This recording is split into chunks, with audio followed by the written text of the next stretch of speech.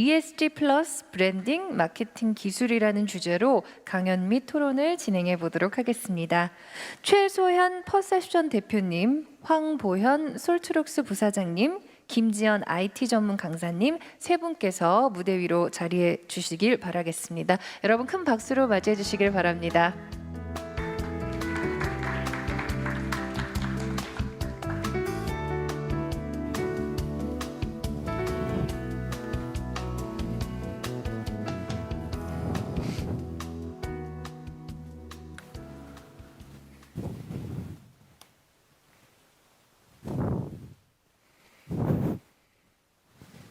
네, 자 먼저 최소현 퍼셉션 대표님의 발표가 있겠습니다. 다시 한번 박수 부탁드리겠습니다.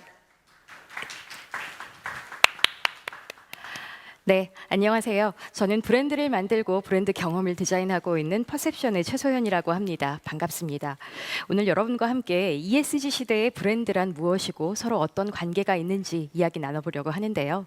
인류와 기후 환경이 더 이상 지속 가능하지 않을 수 있다라는 고민을 모두 다 하고 있는 때인 것 같습니다. 네, 앞서서도 잠깐 얘기가 나왔었는데 여러분 돈줄 그리고 혼줄이라는 단어 알고 계신가요? 점점 더 브랜드에 대한 명확한 선호를 표현하고 있는 세대인 것 같습니다. 브랜드의 지속 가능성에서 찐팬이 조금 더 늘어난다고 하는 것은 굉장히 든든한 일인데요. 그렇다면 우리는 호감도가 더 중요할까요? 인지도가 더 중요할까요? 많이 알리는 건 물론 중요합니다만 지금은 브랜드 가치를 더 단단하게 만들어서 이를 공감하고 응원하는 찐팬을 늘려가는 것이 훨씬 더 중요하다고 얘기하고 있습니다. 찐팬들의 칭찬과 응원 그리고 지지는 여러분들이 비즈니스를 지속하시는데 굉장히 중요한 원동력입니다만 업의 본질에만 충실했다고 해서 절대 칭찬하지 않습니다. 요즘은 기업에게 사회적 책임과 그리고 진정성을 묻고 있습니다. ESG력이라고 얘기할 수 있겠는데요. 체화되지 않는다면 아주 작은 이슈로 등을 돌린 고객도 팬으로 다시 만드는 방법은 거의 불가능할 수도 있습니다. 여러분 혹시 삼진그룹 토익 영어반이라는 것들 보신 적 있나요? 네, 영어 토익반. 이 영화가 아마도 포럼이 끝난 후에 다시 보신다면 모든 장면이 다시 보이실 것 같은데요. 네, 포스터 위에 작게 쓰여 있는 문구 혹시 보이시나요? 네. 회사와 맞짱 뜨는 친구들 어떤 이슈를 얘기하고 있냐면요. 폐수 방출 그리고 젠더 이슈 조직 문화와 지배 구조의 전체 ESG가 다루고 있는 아젠다들을 다 얘기하고 있습니다. 우리가 보통 미디어나 영화에서 만나고 있는 기업의 문제들 어디서 발생을 할까요? 아마도 대부분이 다 ESG일 거라고 생각을 합니다. 타격이 크면 클수록 다시 회생하기는 어려워지겠죠. 지금부터 그러면 브랜드와 ESG의 관계에 대해서 말씀드려 보겠습니다.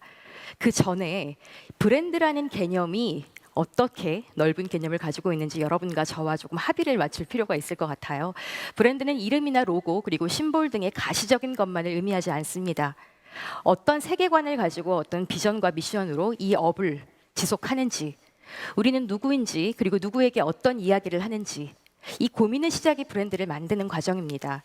그리고 브랜드가 하고 싶은 이야기를 청중이 들을 수 있도록 얘기를 해주고 일관된 경험을 할 수 있도록 해주는 보이는 혹은 보이지 않는 모든 활동들을 브랜딩이라고 얘기합니다. 이 살아있는 세포처럼 보이는 이미지는 혹시 여러분 뭐라고 생각하세요? 네, 가운데 단단한 정체성을 가지고 있는 브랜드가 굉장히 다양한 이슈들로 세상과 만나 진화하는 그림을 그려보았습니다. 이렇게 브랜드의 개념을 조금 확장하셨다면 ESG와의 관계는 무엇일까라고 고민해 볼 텐데요. ESG와 브랜드 뭐가 더 우선이냐라는 것들은 중요하지 않습니다. 누가 어떤 의도로 무엇을 하는지에 대한 큰 맥락으로 봐주시면 좋을 것 같고요. 비즈니스를 하는 데 있어서의 공생관계다라고 이해해 주시면 좋겠습니다. 앞서서 제가 제목에도 지속가능한 브랜드의 필수 조건이 ESG다라고 말씀을 드렸는데요. 그렇다면 어떤 세부적인 조건이 필요할까요? 4가지로 말씀드려 보겠습니다. 우선 제일 먼저 브랜드 존재의 이유가 명확해야 합니다. 우리가 무엇을 하고 있는 사람들인지 어떤 지향 가치를 가져야 하는지 분명하지 않다면 아무것도 할 수 없습니다. 심지어 이름조차 만들기 어렵겠죠. 다음으로는 우리가 이야기하는 많은 고객들에게 일관된 경험을 제공해 줄 수 있어야 합니다. 가끔 그런 이야기 합니다. 갑자기 왜 그러지? 저 기업 이상이신 것 같아. 라는 경험을 절대 만들지 말아야 되겠죠. 그 다음으로는 외부 고객 그리고 그보다 더 중요한 내부 고객에게 우리가 어떤 약속을 했다면 그 약속을 이행함으로써 인게이지먼트를 강화하고 지속적인 관계를 유지하는 것이 중요합니다. 맨 마지막으로는 지속 가능한 사회를 위한 진심과 노력이라고 적어봤는데요. 이는 기업의 도리이기도 하지만 지구인으로서의 모두의 책임이 아닐까라는 생각도 해봅니다. 임팩트 투자사인 옐로우독의 재현주 대표는 이렇게 이야기합니다. 좋은 브랜드의 조건을 구별되고 일관되며 그리고 고객에게 자부심을 주어야 된다. 추구하는 미션이 명확하다면 지속 가능한 브랜드의 씨앗을 담고 있는 것이고 이에만 도달한다면 분명히 지속 가능한 가치 있는 기업이 될 수 있다. 그리고 투자자들은 이를 알아볼 것이다 라고 이야기합니다. 브랜드가 지속 가능하려면 자산이 계속 누적되어야 될 텐데요. 브랜드 자산은 영향력, 인지도 굉장히 다양한 부분이 있을 텐데 요즘 시대에 주로 영향을 주는 변수들이 있습니다. 잠깐 살펴보시겠습니다. 네, 맥락의 변화. 그 어느 때보다도 주변 환경이 너무 빨리 변하고 있는데 우리는 이것을 막을 수 없죠. 더블 쇼크라고 이야기를 할 정도로 코로나 그리고 디지털 트랜스포메이션 이외에도 너무나 많은 환경의 변화들이 가속도를 붙이고 있습니다. 이렇게 빠르게 변하는 세상 때문에 고객들이 브랜드를 선택하는 기준도 달라지고 있고요. 많은 삶의 방식들이 다양화되고 있습니다. 고객의 변화는 어떤 부분이 가장 클까요? 물론 모든 세대의 변화가 큽니다만 앞서서도 여러 이야기가 나왔던 것처럼 MZ세대가 있습니다. 근데 저희가 MZ세대 연구를 하다 보니까 절대 이 세대를 묶어서 표현하기 어렵더라고요. 그래서 넥스트 제너레이션이라고 표현을 하겠습니다. 이들은 기성세대와 가치관이 다르고 그리고 소통의 방식도 다릅니다. 신념을 굉장히 중시하고 이에 따르는 가치 소비를 하게 되는데요. 굉장히 질타를 하기도 하지만 본인들이 공감하는 브랜드에게는 무한 애정을 주기도 합니다. 이들이 외부 고객이 아니라 임원이나 주주, 임직원이나 주주 이렇게 내부 고객이 되면 어떻게 바뀔까요? 이들은 신념을 실천하고자 하는 의지는 절대 바꾸지 않습니다. 그래서 가치관에 공감하지 않는다면 언제든 떠날 수 있다라고 얘기하죠. 그래서 어떤 변화가 있냐면 예전에는 어떤 리더십에서 만들어진 브랜드 원칙 이런 것들을 그대로 그냥 상명하다 식으로 얘기를 했다면 최근에는 함께 만들어가는 브랜드 내재화가 너무나 중요해지고 있습니다. 세 번째로는 이해관계의 다변화라고 말씀을 드렸는데요. 우리가 포용적인 사회를 지향한다. 그리고 공공의 가치를 지향한다라고 얘기를 한 만큼 주주 우선주의를 극복하고 굉장히 다양한 이해관계 그룹을 고려해야 되는 현상에 다다르게 되었습니다. 몇 년 전 지수로만 보더라도 OECD 국가 중에서 배려나 관용 지수가 가장 꼴찌였다라는 굉장히 무한한 결과도 있었는데요. 앞으로 계속 성장해 나가기를 기대해 봅니다. 또 하나는 앞서 많은 분들께서 말씀하셨듯이 투자사들이 더 이상은 ESG나 지속 가능성에 투자하지 않는 기업에게는 투자하지 않겠다라고 얘기를 하고 있죠. 이런 부분들 때문에 우리는 브랜드, 기업, 고객 모든 선순환 관계에서 ESG를 다시 한번 생각해 봐야 될 때인 것 같습니다. 그럼 현재 ESG력이 굉장히 높은 브랜드들, 잘하고 있는 곳들은 어디가 있을까요? 앞서 이제 국내 기업들의 현황도 함께 살펴보셨는데요. 보시는 화면은 글로벌 브랜드 컨설팅 기업인 인터브랜드에서 매년 굉장히 훌륭한 브랜드다라고 이제 여러 가지 브랜드의 종합적인 가치를 평가해서 100개의 브랜드를 이제 항상 올려놓습니다. 2020년 자료 중에 60순위까지 저희가 한번 올려봤었고요. 2020년 같은 경우는 코로나의 영향이 조금 컸다고 얘기하고 그 어느 때보다도 사회적인 긍정적인 영향력을 누가 더 많이 만드느냐, 얼마나 지속 가능한 사회를 위해서 혁신적인 변화를 많이 하고 있느냐라는 부분들이 평가에 많은 영향을 미쳤다고 해요. 자, 보시면 우하단에 그 ESG 등급에 관련된 게 나와 있는데 물론 여러 평가 기관에 따라서 지수는 조금 다릅니다만 베스트 글로벌 브랜드의 상위 순위에 있는 것들과 중복됨을 보실 수 있습니다. 이는 또한 다음 세대가 굉장히 선호하는 브랜드들과도 같은 결과입니다. 자, 앞에 보시는 브랜드들 여러분 다 알고 계시는 것들이죠. 어떤가요? 굉장히 멋진 브랜드들입니다. 근데 멋지기만 할 뿐만 아니라 본인들의 업의 본질에 근거해서 ESG를 굉장히 잘 실천하고 있는 그런 브랜드들입니다. 2014년이었던가요? 출장길에 상품 기획부터 모든 제조 과정 그리고 유통이나 폐기까지 환경 이슈나 사회 문제를 최소화시키기 위해서 노력하고 있다. 실질적으로 방법론을 개발하고 있다고 얘기하는 막스 앤 스펜서의 사례를 듣고 굉장히 감동받았던 적이 있습니다. 큰 대기업뿐만 아니라 카테고리에 집중하고 있는 우리로 얘기하면 중소기업이나 중견기업들도 굉장히 성과를 잘 내고 있습니다. 이들의 공통점을 보니까 제가 앞서서 말씀드렸던 지속 가능한 브랜드의 4가지 조건을 모두 충족시키고 있더라고요. 그렇다면 국내 기업들은 어떨까요? 저는 몇 점을 줄까 고민을 좀 해봤습니다. B+일까 B-일까? 조금 아쉬움이 많은 상태인 것은 사실입니다. 왜냐하면 대기업 위주로 움직이고 있고 중소기업들은 아직 엄두조차 못 내고 있다는 목소리가 있습니다. 또한 환경에 대한 부분들은 조금 더 가시적으로 나오고 있긴 한데 나머지 사회나 그리고 지배구조에 관련된 부분들은 조금 미약한 부분이 있습니다. 앞으로 이제 시작이라고 생각하면 조금 더 기대를 가져봐도 좋지 않을까라는 생각이 듭니다. 네. 관련 이슈로 타격이 된 사례는 없었나라고 물어보신다면 너무너무 많았지만 대표적으로 두 가지만 말씀드려 볼게요. 2019년인가 유니클로가 여러분들 후리스 제품 다 아시죠? 후리스 25주년의 기념 동영상을 공식 유튜브에 올리게 됩니다. 소녀가 할머니에게 묻습니다. 할머니, 제 나이 때는 어떻게 옷을 입으셨어요? 라고 했더니 일본이나 미국과는 다르게 한국 영상의 자막에는 맙소사 80년이나 더 된 걸 기억하냐고? 라는 자막이 달렸어요. 유니클로는 효과적인 표현을 위해서 의역했다라고 얘기했지만 많은 고객들은 위안부에 대한 모독이다라고 판단하고 불매 운동을 확산하기 시작했습니다. 버거킹의 경우는 세계 여성의 날에 트위터에 문구를 올렸는데 영어를 그대로 해석하셔도 약간은 난해하시죠. 여성을 주방으로라는 문구 때문에 곤욕을 치렀습니다. 원래 의도는 미국 요식업계의 24%만이 여성이고 이에 대한 메시지를 좀 전하고 고용을 확대해보자라는 것들을 의도했으나 많은 네티즌들은 젠더 이슈를 문제 삼아서 분노했고 버거킹은 내리고 사과를 하기에 이르렀습니다. 브랜드 경험 접점에 있는 아주 작은 컨텐츠 하나가 ESG를 위반하는 메시지로 고객들에게 전달되고 이는 고객들이 더 이상 이 브랜드를 사랑하지 않겠다라고 선언하게 되는 계기를 만들기도 했었죠. 네, 그러면 ESG와 브랜드의 관계 우리가 어떻게 좀 바라보고 실천하면 좋을지 말씀드려 보겠습니다. 브랜드의 명확한 정체성을 만들고 이에 기반해서 활동을 펼쳐나가는 것들은 ESG에도 중요한 전략 기준이 될 것 같습니다. 어떠한 세계관을 가지고 어떤 세상을 만들겠다라는 것으로 시작하게 되시고요. 미션과 비전 그리고 어떤 핵심 가치를 만들겠다라고 약속을 하신 다음에는 실제 우리가 모든 기업이 똑같은 개성을 가지고 있는 것이 아니기 때문에 어떠한 퍼스널리티를 가지고 어떠한 활동을 펼치겠다라고 사회에 선언을 합니다.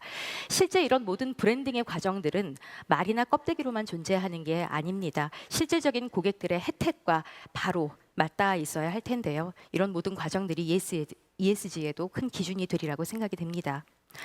스타벅스는 명확한 정체성 그리고 아이덴티티를 어떻게 다양한 이해관계자들과 소통하는가 ESG라고 이름 붙이지 않지만 어떻게 오랫동안 본인들이 실천해온 환경이나 사회에 대한 활동들을 보고서로 올려놓고 사람들과 이야기하는가라는 부분들을 조금 더 면밀히 살펴보셨으면 좋겠습니다. 이코노믹 리뷰에서 정리했었던 ESG의 밸류를 만드는 구성 요소들인데요. 혁신 활동, 인적 자원 관리, 마케팅 커뮤니케이션 이외에도 너무나 다양한 분야에 그 브랜드가 얘기하고 있는 기준들이 작용할 수 있음을 보실 수 있을 겁니다. 근데 이 장표에서 정말 중요한 거는요. 브랜드를 만들고 브랜딩을 하는 것이 꼭 외부 고객에게 알리기 위한 것만이 아니라 브랜드의 내재화, 안에 있는 식구들이 어떤 마인드로 살아갈지에 대한 기준이 정말 중요함을 시사해주고 있는 것 같습니다. 브랜드 내재화는 말씀드렸듯이 우리는 누구인가, 어떤 가치를 만들어 가는가라는 부분부터 시작한다고 말씀드렸는데요. 동그라미를 보시면 마인드 그리고 비헤이비어, 비주얼 아이덴티티의 삼위일체가 돼야 된다라고 말씀드리고 있습니다. 모든 브랜드의 구성원들이 생각과 행동과 말글 그림을 같은 맥락으로 가져가야 될 것 같습니다. 네, 절대 하지 말아야 될 것도 있습니다. 우리가 늘 브랜드를 만들면서 해야 될 것, 하지 말아야 될 것들을 만들게 되는데요. 모두가 하지 말아야 될 것, 눈 가리고 아웅하는 시대는 끝났기 때문에 그린워싱 같은 일은 절대 만들지 말아야 되겠죠. 브랜드의 구성원들 하나하나가 메시지를 발신하는 어떤 사례가 궁금하시다면 나이키를 조금 더 검색해 보시면 좋을 것 같아요. 인적 자원과 기술의 혁신에 대한 밸런스도 굉장히 잘 맞추고 있습니다. ESG력을 기반으로 지속 가능한 브랜드가 되는데 어떤 가치가 제일 중요하냐라고 얘기를 한다면 목적 지향 기업으로 다시 태어나야 된다라고 얘기할 수 있습니다.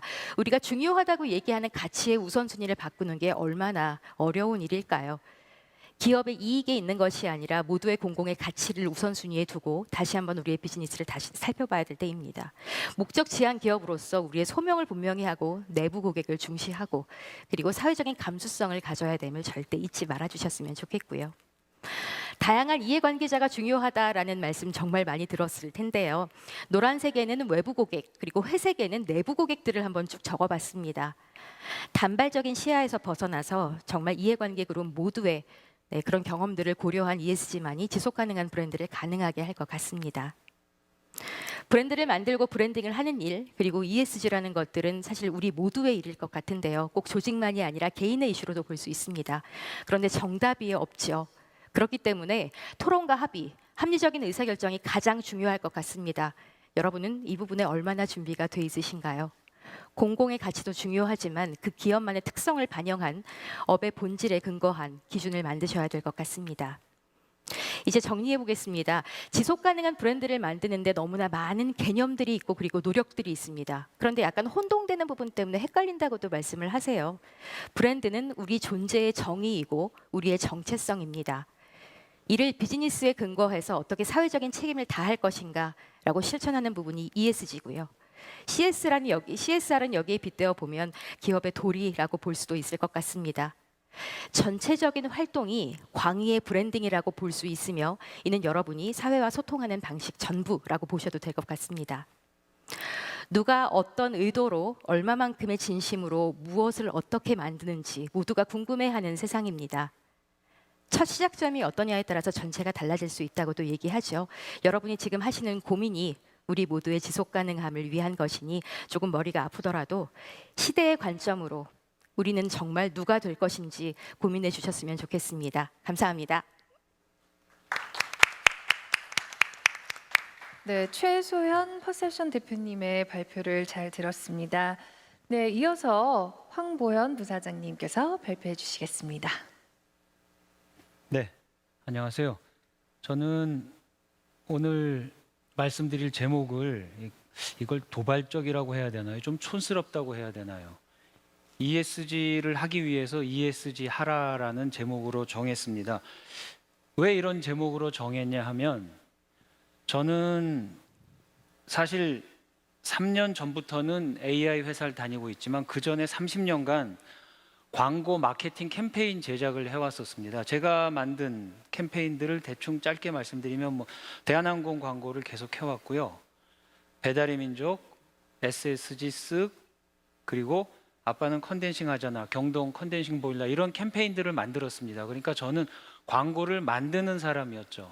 제가 클라이언트를 위해서 광고회사에서 광고를 만들다가 3년 전에 솔트룩스라고 하는 우리나라에서 가장 인공지능 기술이 좋다라고 해서 이제 업종을 바꾼 거죠, 완전히. 그래서 저는 솔트룩스라는 회사에 왔고 여기서 물론 UI, UX나 신기술 개발 쪽도 하지만 제가 굉장히 큰 회사는 아닙니다. 지금 이제 코스닥 상장한 지 1년이 채 안 된 회사인데 여기서 제가 이제 스스로 마케팅을 해야 되는 입장이 된 거죠. 그래서 마케팅을 하려고 보니까 어느 순간부터 ESG라는 게 굉장히 강력한 화두로 떠오르더라고요. 그래서 제 스스로가 ESG를 하기 위해서 내가 무엇을 해야 될까를 연구를 했고요. 오늘 드릴 말씀의 내용이 그겁니다. 그래서 제가 제 스스로 어떤 가이드라인으로 잡은 것이 아까 보신 제목입니다. ESG를 하기 위해서 ESG를 하자. 오늘 아마 굉장히 짧게 그리고 좀 재미있게 아마 보실 수 있을 겁니다. 그래서 결국은 마케터들을 위한, 실제로 회사에서 내가 마케팅을 하는 사람들을 위한 ESG 실행 방법을 말씀드리려고 합니다. 먼저 샘플을 한번 보실게요. 약 10여 년 전에 나왔던 TV 광고입니다. 굉장히 좀 도발적인 내용입니다.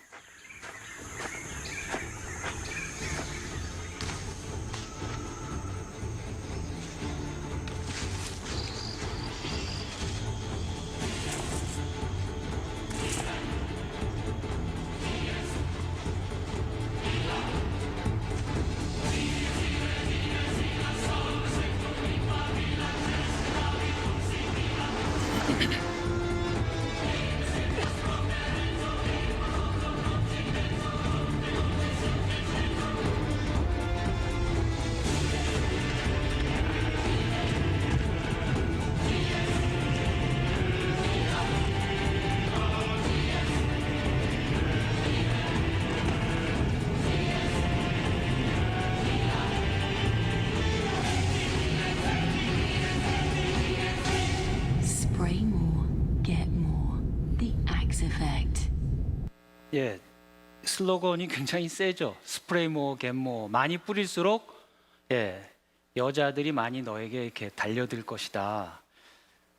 예, 이게 사실 ESG 입장에서 보면 도저히 참을 수가 없는 광고인데 남자들의 성적 환상에 관한 광고고요.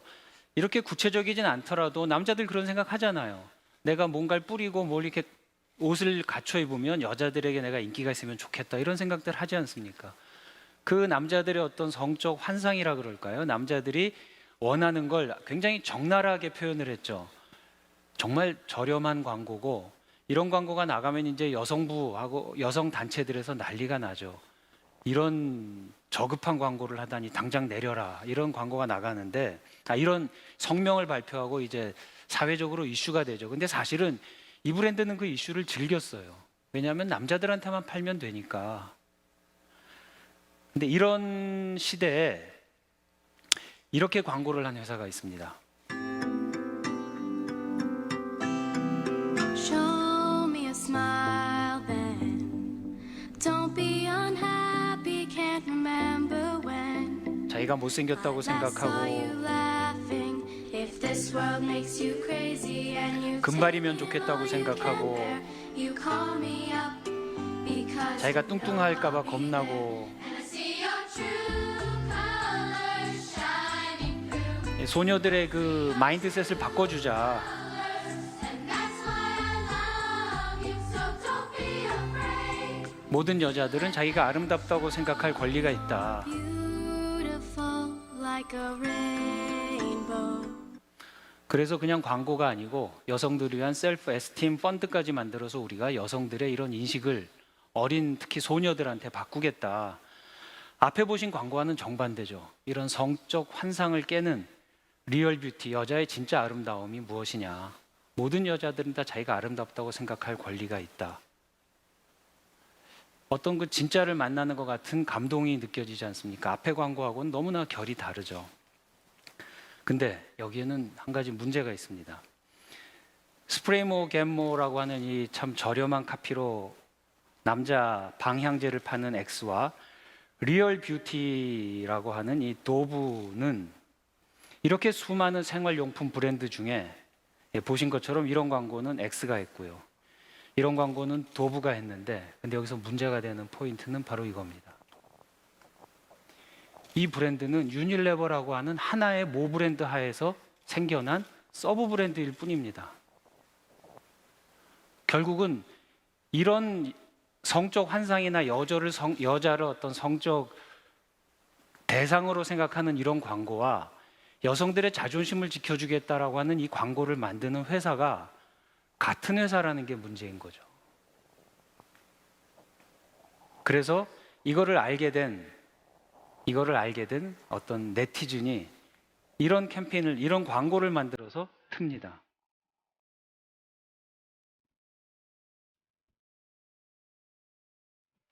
이거는 뭐 광고라기보단 유튜브에서 어떤 네티즌이 올렸던 영상입니다.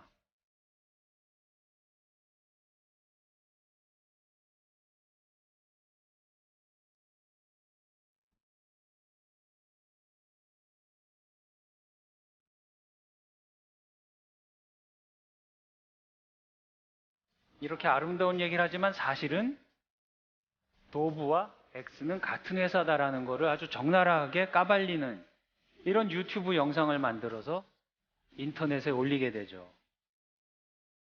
그리고 SNS 시대답게 이거 상당히 당시로선 충격적인 영상이었습니다. 같은 회사란 말이야? 이 유튜브 영상이 엄청난 조회수를 기록하게 됩니다.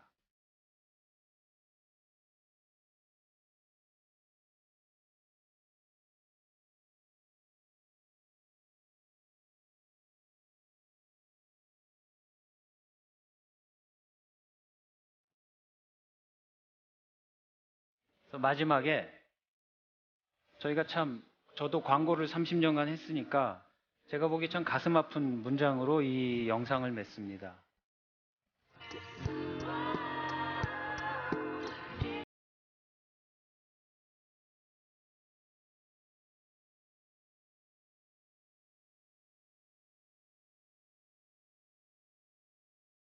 그냥 여기서 마지막에 마켓 리스판서블이라는 단어로 이 영상을 마치게 됩니다. 마켓 리스판서블리, 그러니까 책임감을 가지고 마케팅해라. 광고 마케팅할 때 좀 너희들도 좀 의식을 갖고 해라라고 강력한 공격을 하고, 이 어떻게 보면 실수라고 할지 이 원흉이 된 유닐레버는 거의 치명적인 손상을 입습니다. 거의 회복이 불가능할 것 같은 손상을 입습니다. 여기서 제가 말씀드리고 싶은 점은 바로 이겁니다.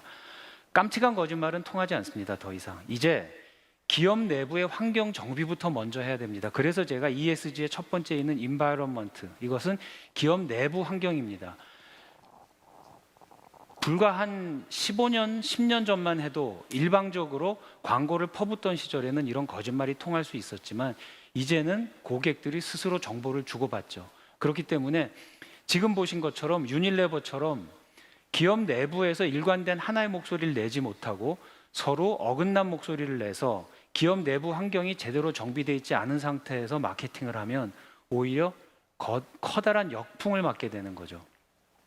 그래서 이게 과연 마케팅 부서에서 혼자 할 수 있는 일이냐라고 질문하실 수는 있겠으나, 마케팅을 하기 전에 반드시 살펴봐야 될 것, 기업 내부 환경이 정말 이런 메시지를 내도 괜찮을지에 대해서 먼저 살펴보셔야 된다라는 얘기고요. 두 번째, 이제 ESG에서 이 다음은 무엇인지 말씀드리겠습니다. 2011년에 동일본 대지진이 났었죠. 이때 빌 게이츠가 기술이라는 것이 결국인 많은 사람이 이익을 얻고 많은 것을 효율적으로 만드는 것이다라고 얘기하면서 실제로 동일본 대지진에 무료로 클라우드 서비스도 제공하고 엄청나게 많은 그 선행을 일본에 베풉니다. 실제 마이크로소프트가 그런 일을 했습니다. 근데 이때 거기에 더해서 마이크로소프트의 검색 엔진인 빙이 이런 캠페인을 합니다. 일본 돕고 싶지, 근데 어떻게 할지 모르겠지. 그러니까 지금 이 트윗을 리트윗할 때마다 한 사람당 1달러씩 우리가 도네이션을 할게라고 합니다. 어떻게 생각하세요, 이 캠페인? 괜찮지 않습니까? 내가 직접 돈을 주기는 방법이 잘 모르겠는데 리트윗만 하면 1달러를 도네이션을 하겠다니 괜찮은 것 같다라고 할 수도 있잖아요. 근데 이 트윗이 올라온 지 불과 몇 시간 만에 160만 명 팔로워를 가진 마이클 이안 블랙이라는 사람이 이런 얘기를 합니다. 빙, 너희들 일본의 비극이 너희들 마케팅 찬스라고 생각하냐? 당장 내려라라고 얘기를 하고요. 이 트윗이 엄청나게 또 리트윗이 되기 시작합니다. 마이크로소프트는 반나절 만에 캠페인을 취소하고 사과의 트윗을 올린 다음에 약속한 100만 불을 그냥 낼게, 한 사람당 1달러씩 마케팅적으로 카운팅해서 내는 게 아니다라고 당장 사과를 하고, 앞에 보셨던 마이크로소프트의 그 엄청나게 많았던 그 장점들을 완전히 희석시켜 버립니다. 왜 그러냐? 전통적인 소통은 이렇게 여러 가지 매체를 회사가 가지고 있죠. 브랜드가 가지고 소비자 개인에게 정보를 꽂아 넣으면 되는데, 소셜스러운 시대에는 브랜드가 가질 수 있는 매체는 똑같지만 오히려 고객 집단이 가질 수 있는 매체가 더 많고요. 이 고객 집단 내에서 그 메시지가 진짜인지 가짜인지 갸륵한지 괘씸한지를 스스로 다 판단하게 되는 거죠. 결국 소셜스럽다 함은 제가 말씀드린 건 결코 디지털 매체나 소셜 매체만 사용하라는 얘기는 아닙니다. 소셜스럽다 함은 고객들 내부에서 스스로 반향을 일으키고 에코처럼 돌아다닐 수 있는 캠페인을 만들 수 있느냐, 일방적으로 던지는 게 중요하지가 않은 거죠. 그래서 두 번째, 중요한 것은 고객들끼리의 소통이고, 이것은 결국 소셜스러운 캠페인을 해야 된다는 겁니다. 일방적이지 않은 소셜스러운 캠페인. 이제 마지막입니다. 앞에 분들이 한국이 뭐 C-라고까지 말씀하셨는데, 여러분 이 문장 들으시면 어떠세요? 감흥이 오세요? 한국은 ESG 분야에서 세계적으로 앞서가고 있습니다. 잘 모르겠죠? 와닿지도 않고. 하지만 한국은 ESG 분야 1등급 국가입니다. 스위스, 독일과 함께. 이건 팩트입니다. 게다가 이런 양념도 쳐주죠. 미국은 2등급이고 일본, 중국은 3등급이야. 갑자기 국뽕이 차오르죠. 진짜? 한국이 이렇게 잘해나가? 이건 팩트입니다. 무디스가 한국을 ESG 1등급 평가했고요. 보시면 맨 위에 좌측에 한국이 가장 높은 등급이죠. 근데 이걸 이렇게 표현 안 하고 우리나라 국정홍보처에서 이렇게 표현합니다. 무디스 ESG 평가 최고 등급, 미국 2등급, 일본과 중국 3등급. 굉장히 잘 만든 거죠. 보는 사람들한테 한 번에 와닿고 일본하고 특히 미국하고 중국하고 비교를 하면 바로 와닿는데 여기서 핵심은 이겁니다. 등급, 최고 등급을 받았다. 왜냐하면 사실 제품의 속성은 말하기가 쉬워요. 얇다, 가볍다, 튼튼하다 이건 쉬운데 기업의 인성은 사람이랑 같아서 예를 들어 내가 어디 뭐 대기업 임원이야 이런 얘기는 할 수 있겠지만 내가 알고 보면 괜찮은 사람입니다. 이런 얘기는 사실 되게 웃기는 얘기죠. 설득하기가 쉽지가 않아요. 그래서 ESG는 결국은 그레이드를 해야 된다고 생각합니다. 계량화, 수치화, 등급화해서 객관적인 사실로 알리는 게 가장 좋다고 생각을 합니다. 우리 기업 알고 보면 착해요. 이런 얘기는 사실 되게 웃기는 얘기거든요. 그래서 자신들이 하는 활동을 ESG 평가에 사실 600개 정도의 현재 한국에만 ESG 평가가 있답니다. 근데 다행인 거는 우리나라 산자부에서 KESG라고 해서 가이드라인 형식의 ESG 평가 그레이드를 만들겠다고 합니다. 여기에 맞춰서 본인들의 등급을 높인 후에 거기에 맞춰서 마케팅을 하는 게 훨씬 쉽고 간단하겠죠. 그래서 오늘 E는 기업 내부의 인바이러먼트 말씀드렸고요. S는 소셜스러운 캠페인을 해라. 일방적으로 던질 게 아니라 고객 사이에서 퍼질 수 있게 해라. 그다음 그레이드는 객관적인 지표, 등급에 맞춰 등급을 빨리 획득을 하고 그것을 객관적으로 알리는 게 중요하다 말씀을 드렸습니다. 많은 분들이 이런 얘기하면 일관성을 말씀하십니다. 사실 저는 일관성은 큰 의미가 없다고 생각을 합니다. 왜냐하면 일관성은 진정성에서 오죠. 브랜드가 진정성을 가지고 있으면 일관성은 저절로 생깁니다. 일관성을 강조할 필요가 없죠. 진정성을 가지면 되는 거죠. 그럼 진정성은 어디서 오죠? 기업의 존재 이유에서 옵니다. 우리가 왜 이 일을 하는지, 우리 기업은 왜 존재하는지, 단지 돈을 벌고 주주 이익 정도가 아니고 우리가 지구를 위해서, 사회를 위해서 무엇을 할 수 있는지, 바로 이 존재 이유가 지금은 ESG에서 온다고 말씀드릴 수가 있겠습니다. 네, 이상으로 제 발표를 마치도록 하겠습니다. 감사합니다. 네, 황보현 부사장님의 발표 잘 들었습니다. 마지막으로 김지연 IT 전문 강사님께서 발표해 주시겠습니다. 다시 한번 박수 부탁드리겠습니다. 네, 반갑습니다. 네. 앞서 황보현 부사장님 발표 저도 재밌게 잘 들었습니다. 참 ESG가 어렵네요. ESG를 한다고 해도 마케팅을 잘못하게 되면 그렇게 역풍을 맞으니까. 근데 유니레버 사례를 이렇게 보면서 저는 어떤 생각을 했냐면 참 디지털 기술 때문에 많은 눈치를 봐야 돼요, 기업들이. 예를 들면 앞서 그 파워 유튜버가 검색 기능이 없었다면, 그리고 유튜브가 없었다면, 더 나아가서 동영상 편집 기술이 없었다면 그런 식으로 거대 기업에 맞서서 그런 역풍을 만들어내기 어려웠겠죠. 그만큼 디지털 기술이 참 중요한 역할을 합니다. 그리고 최소연 사장님의 첫 번째 발표에서 이야기했듯이 많은 기업들이 ESG를 꿈꾸고 또 그렇게 추진을 하고 있어요. 그런데 ESG가 어려운 게 사업 현장에서는 크게 두 가지인 것 같아요. 첫 번째는 그거 했다가 괜히 돈이 많이 들면 어떡하지? 비용이 많이 들 수 있잖아요. ESG를 추진하려고 하면. 두 번째는 ESG를 통해서 추진하는 사업이 실제 매출이라든가 신규 사업 시장 진출을 하는 게 아니라 오히려 사회만 도움이 되고 우리 기업의 이윤에 도움이 전혀 안 될 수도 있거든요. 그런 것 때문에 사실 기업의 ESG가 추진이 어려운 것 같습니다. 그런 측면에서 보면 디지털 기술이 공헌할 수 있는 부분이 많은 것 같아요. 그래서 제가 이야기하고 싶은 주제는 ESG를 개념적으로만 접근할 게 아니라 실제 실행할 수 있는 방안, 특히 기술이 어떤 역할을 할 수 있을지에 대한 이야기로 내용을 좀 전개하도록 하겠습니다. 여러분들 디지털 트랜스포메이션의 용어를 잘 아실 겁니다. 기업이 디지털 기술을 기반으로 사업을 효율화하는 과정을 디지털 트랜스포메이션이라고 하죠. 그때 사용되는 기술이 여러 가지가 있습니다. AI, 빅데이터, 블록체인, 클라우드, 엣지 컴퓨팅에 이르기까지 여러 기술들이 있죠. 궁극적으로 기업의 DT의 큰 목적은 두 가지입니다. 하나는 기업의 생산성을 제고하는 것, 한마디로 말하면 비용을 절감하고 비효율을 제고하는 거죠. 두 번째는 신규 시장을 진출하는 겁니다. 새로운 고객을 발굴하고 새로운 고객 가치를 만들어서 신시장 개척을 하는 게 DT의 핵심 목적이거든요. 그래서 두 가지입니다. 근데 얼핏 보면 이 두 가지는 ESG 경영의 기본적인 목표, 즉 지속 가능 경영과 맞닿아 있죠. 한마디로 말하면 기술은 지속 가능 경영을 가능하게 해주고 그런 부분에 있어서 ESG 경영은 하나의 지침이라는 거죠. 방향이고. 그래서 ESG 경영을 좀 더 실천하기 쉽게 하는 데 있어서 테크의 역할이 분명하게 있습니다. 그런 측면에서 E와 S와 G 세 가지 측면에 몇 가지 사례를 통해서 어떻게 기술이 ESG 경영을 좀 더 쉽게 달성 가능하게 하는지에 대해서 한번 살펴보도록 하겠습니다. 테슬라라는 기업 잘 아시죠? 예, 전기차를 만드는 브랜드입니다. 테슬라는 전기차만 만들지 않고 그 전기 자동차를 잘 가게 하기 위해서 필요로 하는 배터리도 만듭니다. 더 나아가서는 그 배터리에 필요로 하는 재생에너지, 즉 태양광 에너지도 직접 만들기도 하고 또 개인이 주택에서 직접 태양광 에너지를 만들 수 있는 솔라 패널도 생산을 하죠. 그걸 파워월이라고 합니다.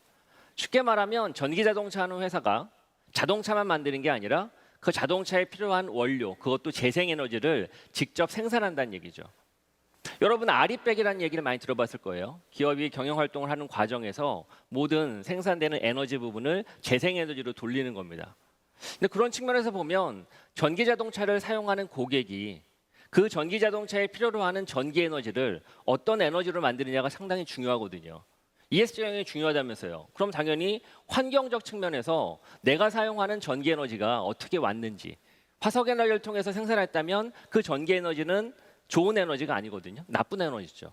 그럼 좋은 에너지를 내가 사용하기 위해서는 생산 자체가 전기에너지 생산 자체가 화석에너지가 아닌 재석에너지를 이용해야 됩니다. 근데 그런 측면에서 보면 테슬라는 우리 만든 전기자동차의 실제 생산 부분도, 즉 에너지의 생산 부분도 그린 에너지, 재생에너지를 이용할 수 있도록 본인들이 직접 태양광 패널 공장을 만들어서 그런 에너지를 개발하기도 하고 또한 개인이 그런 태양광 에너지를 생산할 수 있도록 만들어주니 당연히 에너지 측면 부분에 있어서 테슬라는 그러한 ESG 경영을 하고 있는 거죠. 근데 중요한 건 이 안에는 수많은 기술들이 들어간다는 겁니다. 여러분들이 사용하는 스마트폰에도 배터리가 있죠. 그리고 전기 자동차에도 배터리가 있습니다. 그 배터리가 더 오래도록 사용하고 그리고 앞서 소개해드린 것처럼 그 배터리에 실제 공급되는 전기 에너지가 재생에너지로 만들어졌다면 당연히 우리 환경에 도움이 되겠죠. 그러려고 하면 배터리를 더 오래 쓸 수 있는 기술을 개발을 해야죠. 예전에 내가 사용하는 배터리보다 더 장시간 사용할 수 있는 그런 기술이 접목된다고 하면 에너지의 소비량이 줄어들 거 아니에요. 당연히 에너지의 소비량이 줄어들게 되면 그게 어떻게든 기여를 하는 겁니다. 환경에. 그러려고 하면 배터리 부분을 더 오랫동안 쓸 수 있는 기술들이 필요한 거죠. 그걸 배터리 매니지먼트 시스템이라고 합니다. BMS. 그럼 거기에는 수많은 기술들이 들어가죠. AI 기술도 들어가고 빅데이터 기술, 클라우드 기술들이 들어갑니다. 쉽게 말하면 우리가 공급하는 배터리를 좀 더 오래도록 사용하고 지구 환경을 위해서 그리고 또 우리가 그 배터리에 공급되는 에너지 생산 부분도 태양광 패널부터 시작해서 재생에너지를 사용해야 되겠다라고 한다면 기존과는 다른 기술을 기반으로, 즉 디지털 기술을 기반으로 그런 것들을 실현 가능하다는 겁니다. 쉽게 말하면 ESG 경영 부분에 있어서 인바이런먼트, 즉 환경과 관련된 부분을 막연하게 어떻게 내가 환경 오염을 최소화하고 지구의 기후 변화를 최소화할 수 있는 방법을 연구할 수 있을까를 개념적으로만 생각할 게 아니라 어떤 디지털 기술을 접목을 시켜서 우리 공장에서 생산되는 여러 가지 환경 오염 물질을 줄일 수 있을까? 우리가 개발하고 있는 배터리 부분을 어떻게 하면 더 오래도록 쓸 수 있어서 환경 오염 문제 부분에 기여할 수 있을까? 이런 것들을 고민할 수 있다는 거죠. 디지털 기술이 바로 거기에서 좋은 역할을 할 수가 있다는 겁니다. 소셜 부분도 마찬가지예요. 너무 거창하게 생각할 거 없죠. 사회적 가치를 드높이는 데 있어서 우리가 그동안 열심히 이용했던 이메일, 다음에 한메일부터 시작해서 네이버 메일, 구글의 지메일. 사실 과거에 우리가 수많은 우편물을 받아봤거든요. 특히 청구서 같은 것들. 그런데 이메일을 통해서 청구서를 받게 되면 당연히 종이 사용량이 줄어들게 되죠. 그렇다고 하면 당연히 이메일 그 자체도 사회공헌을 한 겁니다. 카카오톡만 해도 과거 우리가 유료로 사용하던 SMS를 무료로 사용하게 했잖아요. 그 얘기는 사회적으로 수많은 사람들의 비용을 절감시켜 준 거거든요. 더 나아가서 전화통화, 국제전화, 지금은 다 예전과 달리 네트워크 기반으로 해서 카톡이나 텔레그램을 이용을 하게 되죠. 그러면 우리의 비용도 많이 절감됐을 뿐만 아니라 예전에는 감히 통화하기조차 어려웠던 걸 쉽게 통화하고 오랫동안 통화할 수 있게 됐습니다. 그만큼 사회의 편익이 늘어난 거예요. 그건 사회적 가치가 높아진 거하고 똑같습니다. 코로나 때문에 사람들이 오프라인 출근을 못했어요. 그럼 당연히 온라인으로 회의를 해야 되겠죠. 그때 줌이나 웹엑스가 얼마나 큰 기여를 했습니까? 그리고 코로나가 만약 가시고 다시 오프라인 세상이 돌아왔을 때 오프라인으로 출퇴근하는 번거로움, 그리고 오프라인으로 출퇴근하다 보면 당연히 대중교통을 이용해야 되고 그 과정에서 또 수많은 에너지도 소비되고 거기서 또 매연도 생산될 거 아니에요. 그런 측면에서 보면 온라인 회의 툴은 사실은 우리 사회에 더 나아가서 환경오염도 덜해주는 중요한 툴이 된다고요. 정리를 하면 많은 ICT 기술은 이미 벌써 사회의 가치를 드높이는데 활용되고 있다는 거죠. 우리 한국의 QR코드 인증도 마찬가지입니다. 만약 QR코드 인증이 없었으면 얼마나 번거롭고 불편했을까요? 직접 수작업으로 내 연락처를 다 기록해야 되고 그 과정에서 볼펜을 계속 많은 사람들이 만질 테니까 거기 당연히 방역에 문제도 발생하겠죠. 그런데 내 스마트폰으로 QR코드를 쉽게 인증함으로 인해서 그런 방역 문제도 해결됐을 뿐만 아니라 더 중요한 건 우리의 시간이 줄어들었죠. 엄청난 사회적 기여를 한 거거든요. 정리를 하면 많은 IT 기술은 이미 벌써 사회적 기여를 하고 있는 겁니다. 그렇다고 하면 기업의 ESG 경영을 너무 멀리 볼 필요가 없는 거죠. 우리가 인터넷 기반으로 디지털 기반으로 일하는 문화를 바꾸고 더 나아가서 우리의 프로덕트를 고객께 선보이고 고객에게 전달하는 과정에서 디지털 기술, 인터넷 기술을 이용한다고 하면 그거 자체가 고객의 편의를 높이고 고객의 편의가 높아지면 당연히 사회의 편리성이 높아지는 거기 때문에 사회 기여를 하고 있는 겁니다. 정리하면 기술이라고 하는 것 기업에서 활용하는 것이죠. 그리고 그 기술을 통해서 만들어지는 프로덕트는 우리 고객들, 즉 우리 인간이 이용하는 겁니다. 그 과정에서 편리가 창출되죠. 행복해지는 겁니다. 고객이 행복해지면 당연히 사회는 더욱더 건강해지는 거죠. 그래서 ESG 경영에 개념적으로만 계속 접근할 게 아니라 ESG 경영을 추진하는 과정에 있어서 디지털 기술이 실질적으로 우리 회사의 프로덕트에 어떻게 적용될 수 있는지 그 과정에서 어떻게 우리 고객의 편의가 사용자 경험이 높아지는지 그 부분에 집중하면 ESG 경영에 좀 더 빨리 도달할 수 있다는 거죠. 더 나아가서는 아까 줌과 같이 우리 회사의 프로세스를 바꿀 수도 있어요. 일하는 문화를 바꾸고 우리 회사의 프로세스를 기술 기반으로 바꿔서 좀 더 회사가 건강해질 수 있죠. 일하는 구성원들이 즐거워질 수가 있고 구성원이 즐거워지면 당연히 사회가 즐거워지는 거죠. 더 나아가서 우리 회사의 컬처도 바꿀 수가 있습니다. 즉 일하는 문화도. 온라인 툴을 이용하면서 여러분들만 해도 코로나19로 인해서 재택근무를 더 많이 하게 되고 온라인 회의가 늘어나게 되고 그럼 기존과 다른 방식으로 일할 수밖에 없거든요. 다른 방식으로 일을 하다 보면 업무의 의사결정 구조도 달라지게 되고 더 나아가서는 회사의 전반적인 거버넌스도 바뀔 수가 있습니다. 실제 구글이나 애플의 사례가 그래요. 구글, 애플, 아마존 같은 경우에는 이미 벌써 온라인 툴을 이용해가지고 또 수많은 인터넷 회의 시스템을 이용해가지고 업무를 보고 있거든요. 그러다 보면 더 많은 사람들, 회사 구성원들의 의견을 청취할 수밖에 없고 모든 것들이 기록에 남습니다. 그러다 보면 투명해지죠. 그리고 그런 의사결정의 구조 속에서 투명한 데이터로 기록이 되기 때문에 그걸 기반으로 회사가 의사결정을 하고 그걸 기반으로 중요한 판단을 할 수가 있습니다. 세 번째, 거버넌스도 마찬가지예요. 거버넌스의 핵심이 뭡니까? 지배구조가 투명해지고 건강해지는 거거든요. 한마디로 말하면 CEO 독단적인 의사결정, 편견에 의한 판단을 하지 않는 겁니다. 많은 이해관계자, 주주들, 더 나아가서 우리 사회에 있는 우리의 고객들의 눈치를 보는 거거든요. 근데 그런 면에서 보면 블록체인이 거버넌스하고 많이 맞닿아 있어요. 왜냐하면 블록체인은 기본적으로 탈중앙화를 지향하고 있거든요. 많은 이해관계자들의 공정한 의견과 생각을 듣고 그걸 기반으로 운영되는 게 블록체인의 핵심이거든요. 그런 측면에서 보면 블록체인의 기술이 거버넌스와 관련된 부분과 맞닿아 있다는 거죠. 이를 예를 들면 에코코인, 솔라코인 이런 코인들은 블록체인 기술 기반으로 만들어진 암호화폐인데 에너지를 생산하고 거래하는 모든 과정을 기존에 있었던 화폐로 크레딧을 주는 게 아니라 토큰으로 줍니다. 블록체인의 토큰으로. 토큰으로 주다 보면 어떤 현상이 발생하느냐? 어떻게 생산된 에너지가 어떤 유통 경로를 통해서 어떤 소비자에게 얼마만큼 쓰였는지를 다 기록 관리할 수가 있거든요. 추적하기가 쉬워집니다. 그러다 보면 앞서 제가 소개해드린 것처럼 우리가 사용하는 전기 에너지가 어디에서 어떤 에너지원으로 만들어졌고 그게 화석 에너지인지 재생 에너지인지 풍력 발전소에서 만들어진 에너지인지 태양광을 통해서 만들어진 에너지인지 다 알 수가 있다는 거죠. 그러다 보면 고객들이 내가 사용하는 전기 에너지의 근거도 알 수 있고 그걸 기반으로 해서 내가 진짜 아리백이나 또 탄소 제로 뭐 이런 관련된 부분에 있어서 기후 환경 변화에 얼마나 도움을 주고 있는지 알 수 있거든요. 고객이 판단할 수가 있다는 겁니다. 모든 게 다 투명하게 관리되니까. 이렇게 모든 게 기록 관리되는 블록체인의 특성을 가지고서 이해관계자들의 눈치를 볼 수 있고 회사가 의사결정하는 과정에 있어서도 그런 데이터를 기반으로 판단할 수가 있기 때문에 거버넌스하고도 맥이 맞닿아 있습니다. 더 나가서 블록체인 이더리움이라고 하는 플랫폼의 가장 큰 특징 중에 하나는 스마트 컨트랙트거든요. 계약 사항들이 다 모두 같이 기록되어 있습니다. 쉽게 말하면 플랫폼 기업이 독자적으로 독점적으로 플랫폼의 지배권을 기반으로 함부로 독단적인 의사결정을 못하도록 만든다는 거죠. 왜냐하면 이미 스마트 컨트랙트를 기반으로 해서 계약 사항이 사전부터 노출이 되기 때문에 이해관계자들과의 사전 계약 사항들을 그대로 준수할 수밖에 없거든요. 사실 사용자 약관부터 시작해서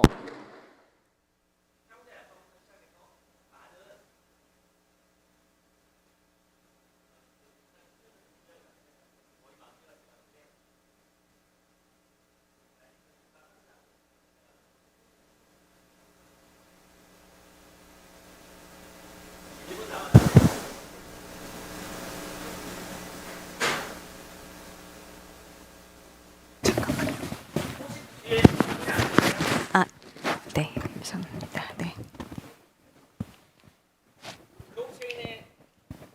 스마트 컨트랙트라고 하는 그 기술이 계약 사항들이 다 모두 다 기록되어 있기 때문에 투명하게 관리될 수 있다는 장점이 있죠. 뭐 사실 우리 페이스북을 이용하거나 기타 우리 플랫폼 기업들의 서비스를 이용하다 보면 사용자 약관이 있습니다. 근데 솔직히 말해 그 사용자 약관은 언제든지 변경하면 우리는 따를 수밖에 없다고요. 근데 블록체인의 스마트 컨트랙트는 그렇게 독단적으로 임의로 쉽게 플랫폼 기업이 수정하고 변경할 수 없게끔 되어 있거든요. 근데 그런 기술적 특성은 ESG 경영에 있어서 거버넌스하고도 맞닿았다고 볼 수가 있습니다. 이렇게 테크놀로지는 ESG 경영을 관념적, 개념적으로 접근할 게 아니라 실제 실행할 수 있는 도구로서 만들어줍니다. 그래서 제가 제언드리고 싶은 건 ESG 경영에 대해서 너무 많이 학습하고 ESG 경영이 무엇인지에 대해서 정의할 필요 없습니다. 원래 여러분들이 하고 있던 기존 경영 활동 부분에 있어서 디지털 기술을 접목을 해서 어떻게 하면 우리가 가지고 있던 비효율을 제거하고 더 나아가서 우리 고객들에게 어떤 사용자 경험과 편익을 제공할 것인가. 그때 가급적이면 비용을 덜 들이고 그러면서도 훨씬 더 효과적인 디지털 툴만 적용한다고 하면 ESG 경영의 실행 속도가 훨씬 더 빨라질 것입니다. 네, 감사합니다.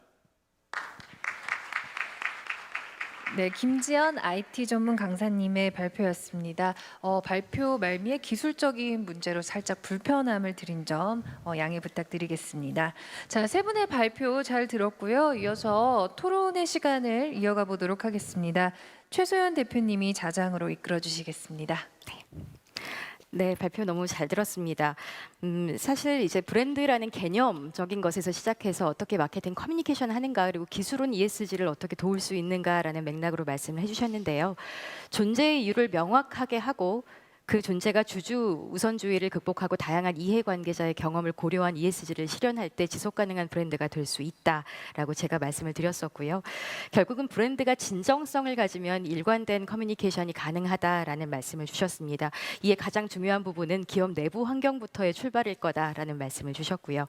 그리고 디지털 기술이 어떻게 ESG를 돕는가라는 부분에서는 관념적인 것으로 출발할 것이 아니라 여러분들의 업의 본질, 실제 고객들의 효익, 사회의 어떤 부분을 구체적으로 해결할 수 있는지에 대한 부분으로 접근하면 훨씬 더 실천적일 것이다라는 말씀을 주셨는데요.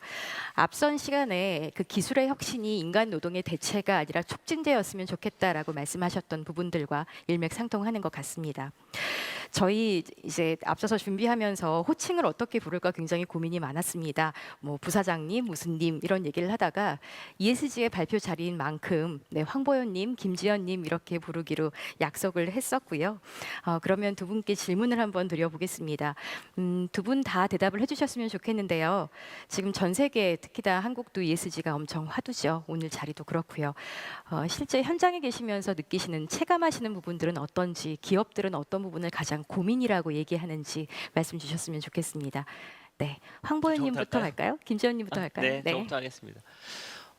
당황하는 것 같아요. 제가 보기엔 당황하는 것 같아요. 갑자기 웬 ESG? 그게 뭐 돈이 되는 것도 아닌 것 같고 비용만 많이 드는 거 아니야. 그래서 되게 부담으로 스트레스로 작용하는 게 맞는 것 같습니다. 뭐 회사 경영진이야 뭐 DT가 됐든 ESG 경영이 됐든 AI가 됐든 항상 새로운 키워드가 나오면 솔직하게 어디선가 배워와가지고 뭐 좋다 이렇게 말은 하지만 사업 현장에서는 정말 스트레스죠. ESG 경영이 뭔지도 잘 모르겠지만 그거 괜히 했다가 회사 매출 줄어들면 어떻게 하지? 비용 떨어지면 어떻게 하지? 뭐 이런 것들이 계속 고민인 것 같아요. 제가 보기엔. 네. 예, 같은 내용이라서 거의 같은 내용인데 사실 저는 LG라고 하는 대기업에 한 20년 넘게 있다가 지금은 중소기업이죠. 상장사지만 중소기업에 와서 보니까 많이 다른 것 같아요. 대기업은 분명히 준비도 길게 하고 착실하게 준비를 하지만 우리 회사도 그렇지만 제가 있는 인공지능 업계는 다 회사들 규모가 작거든요. 이쪽은 지금 말씀하신 단어 그대로입니다. 당황하는 것 같아요. 게다가 예를 들어 뭐 식스시그마 이런 거는 그냥 좀 배우면 할 수 있는 건데 이거는 기업의 체질이나 기업의 존재 이유를 밝혀 나가야 되는 문제이기 때문에 상당히 어려워하시고 당황하시는 것 같다라는 느낌이 분명히 있습니다. 네. 사실 어찌 보면 전 세계가 그리고 뭐 오늘도 마찬가지지만 이렇게 하나의 아젠다에 대해서 목소리를 높였었던 적이 언제 있었나라는 생각을 할 정도인데요. 당황하고 부담스러워하고 걱정하고 있다라는 말씀을 주셨습니다. 요 토크의 말미에 그렇다면 어떤 것부터 시작하면 좋을까 제가 질문을 드릴 예정이에요. 한번 고민을 해주셨으면 좋겠고요. 제가 황보현님께 질문을 한번 드려보겠습니다. 앞서도 이제 여러 차례 논의가 됐는데 현장에서는 ESG를 섣불리 시작하면 괜히 비용만 드는 게 아니냐, 경쟁사에 밀리는 거 아니냐 이런 걱정도 정말 많은 것 같아요. 경쟁 관점에서 불리할 거라고 생각하는 이슈가 아직도 좀 있는 것 같은데 혹시 어떻게 생각하실까요? 예, 있습니다. 분명히 있죠. 뭐 예를 들어 IT 회사는 다행이겠지만 정유 회사 같은 데는 탈황 시설 하나 갖추는데 돈이 조 단위로 들 건데 분명히 있을 겁니다. 있는데 결국은 경쟁에서 가치로 가야 된다고 생각해요. 경쟁사가 뭘 하고 상대방보다 조금 잘할 것이냐가 아니고 결국은 고객에게 최종 엔드 유저에게 가치를 줄 수 있느냐의 싸움으로 가야 되는데 ESG 중에 뭐가 제일 중요할까요? 저는 약간 다른 의미로 보면은 저는 S가 중요할 것 같아요. 왜 이런 말씀드리냐면은 E와 S와 G가 목표이기도 하지만 S의 소셜이란 말은 아까 제가 발표할 때도 말씀드렸지만 사실 이제 모든 고객이나 소비자나 국민이나 세계인들이 소셜 미디어 같은 걸 통해서 한 사람 한 사람이 전부 다 집단화되고 있거든요.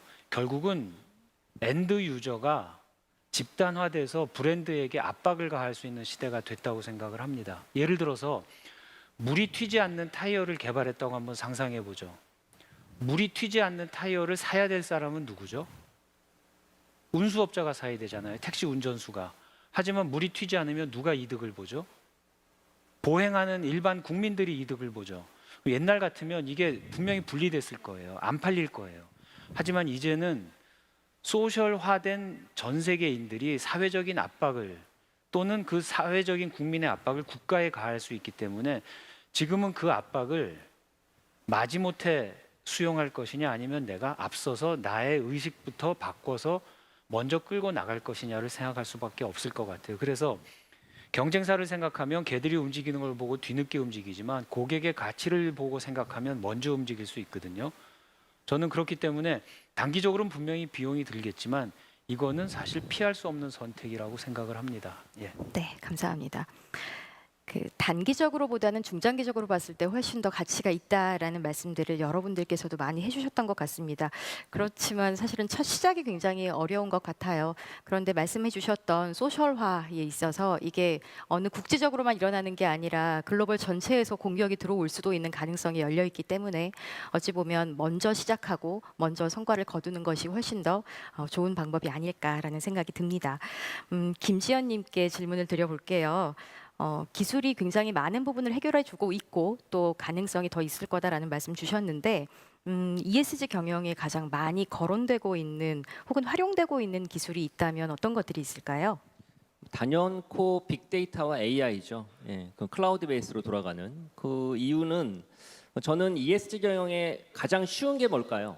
예, 중요한 거 말고 쉬운 게 가장 쉬운 건 저는 인바이러먼트라고 생각해요. 오히려 그 다음 쉬운 건 소셜. 그 다음이 거버넌스가 제일 어렵고요. 왜냐하면 인바이러먼트는 사실 프로덕트를 바꾸면 돼요. 프로덕트를. 그리고 소셜, 즉 사회적 가치를 드높이는 상품이든 또 회사의 어떤 무엇인가를 변화시키는 건 프로세스가 바뀌어야 되거든요. 그리고 거버넌스는 문화가 바뀌어야 되는 것이고 회사의 의사결정의 문화가 됐든 뭐가 됐든 그러다 보니 문화 바꾸는 게 제일 어렵잖아요. 가장 쉬운 건 프로덕트를 바꾸는 거예요. 이 세 가지 중에 비교하자면 그런 면에서 프로덕트를 바꾸는 과정에서 AI나 빅데이터나 뭐 클라우드나 이런 세 가지 기술을 잘 접목을 하게 되면 생각했던 것보다 비용을 좀 많이 쓰이지 않고 환경 오염을 덜하게 하거나 혹은 기후 변화에 좀 덜할 수 있는 상품을 제조하거나 생산하는 과정에서 그런 부분들을 좀 예전보다는 훨씬 더 비효율을 제거할 수 있다고 생각이 들어서 AI, 빅데이터, 클라우드가 가장 많이 쓰이는 기술입니다. 거론되고 있고. 혹시 그렇다면 이런 기술들을 잘 사용하고 있는 어떤 기업이나 브랜드를 예로 들어주실 수 있을까요? BP라고 하는 회사, 에너지 쪽 계열의 BP도 그런 기술을 잘 접목을 하고 있고요. 예를 들면 공장이나 이런 쪽에서 생산하는 화학 물질 같은 것들 그런 것들을 예전과는 달리 연구하는 단계에서부터 화학 물질들을 테스트해가지고 실제 생산하는 게 아니라 다 가상으로 시뮬레이션하는 거죠. 그러면 훨씬 더 정교하게 시뮬레이션도 가능하고 거기에서 굳이 번거롭게 테스트하지 않는 것도 줄어들 수 있고 또 그걸 실제 제조 공정에 생산할 때 대량 생산할 때 발생할 수 있는 문제도 미리 예측을 할 수가 있기 때문에 훨씬 기존보다 비효율도 제거되지만 그 과정에서 발생되는 뭐 환경 오염 물질, 뭐 분진 이런 것들도 줄일 수 있거든요.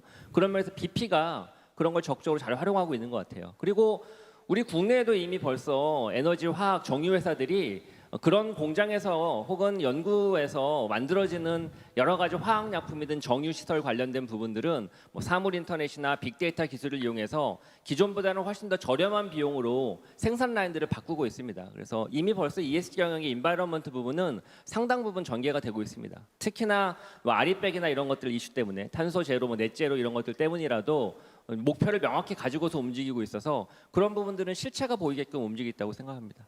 네, 감사합니다.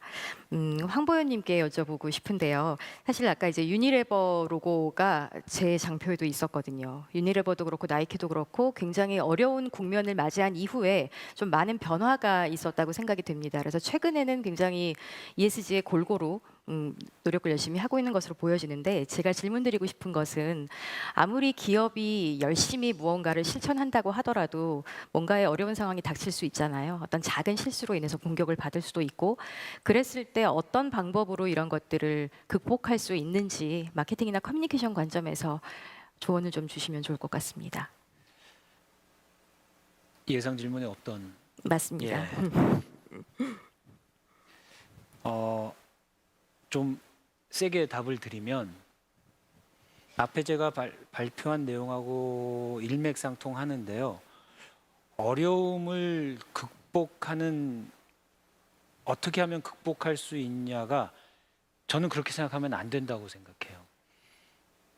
옛날처럼 기업이 일방적으로 전달하는 시절에는 내가 잘못된 게 있어도 무마할 수가 있었거든요. 사실 PR의 힘이나 매체를 돈으로 정말 엄청난 매체비를 사서 일방적으로 전달하면 되는데 이제는 약간의 거짓이라든가 잘못된 정보라든가 이런 거가 전달되는 순간 고객들 사이에서 소셜 네트워크 사이에서 그 거짓말은 어떤 거짓말도 낱낱이 까발려지기 때문에 이제는 마치 우리 엄마한테 옛날에 잘못하면 핑계 대봤자 엄마 다 아시잖아요. 눈빛만 딱 봐도 아시잖아요. 기업 입장에선 저는 그렇다고 생각합니다. 그래서 아까 말씀드린 것처럼 소셜 압박, 사회적인 압박이 엄청나게 가해질 거기 때문에 이제는 기업이 어떤 잘못을 했다거나 하면 빨리 솔직하게 잘못을 인정하고 필요 이상의 사과를 하고 진정성이 드러날 수밖에 없도록 자기의 체질을 바꿔야지 이거를 어떤 방법으로 덮어나가는 거는 저는 굉장히 어려운 시대에 왔다고 생각을 합니다. 그래서 어떻게 보면 굉장히 어렵고요. 어떻게 보면 되게 쉬워요. 기업의 체질 자체를 바꿔버리면 됩니다. 그 방법밖에 없다고 생각을 합니다. 네, 감사합니다. 기업의 체질 자체를 바꿔야 된다. 그리고 극복이 불가능할 수 있다라는 말씀을 주셨는데 앞서 목적 지향형 기업이 될 때 그 가치의 우선순위를 어디다 둘 것인가라는 부분에 대해서 말씀드렸던 기억이 납니다. 그 목적 지향형 기업으로 거듭나면서 모두의 가치를 공공의 가치를 우선한다라는 부분은 자본주의 대전환의 기조이기도 한데요. 그린워싱은 절대 불가능하다라는 부분들도 많이 말씀을 주셨던 것 같아요. 체질 개선 여러분들 어떻게 실행하실지 아마 고민이 많으실 텐데 저희가 이제 브랜드 정체성에 대해서 기업들과 프로젝트를 하면서 젊은 직원들 그리고 임원분들과 인터뷰를 굉장히 많이 진행을 합니다. 근데 직원들이 그런 얘기를 하더라고요. 저희 회사 좋은 시도는 되게 많이 하는데 뒷심이 없어요. 뭐 하다 마는 것 같아요. 혹은 뭐 실수하는 것도 있는데 이런 것들을 정말 투명하고 솔직하게 얘기했으면 좋겠어요. 누구에게? 실제 내부 고객이나 외부 고객에게 잘못했으면 잘못했다고 솔직하게 인정하고 바로 개선되는 모습 자체가 요즘 시대의 사람들이 원하는 그런 기업의 요건이 아닌가라는 생각이 듭니다. 네, 이게 대화를 굉장히 많이 나누면 좋겠지만 시간의 한계가 조금 있기 때문에 한두 가지 질문 정도 하고 이제 마무리를 해야 될 것 같은데요.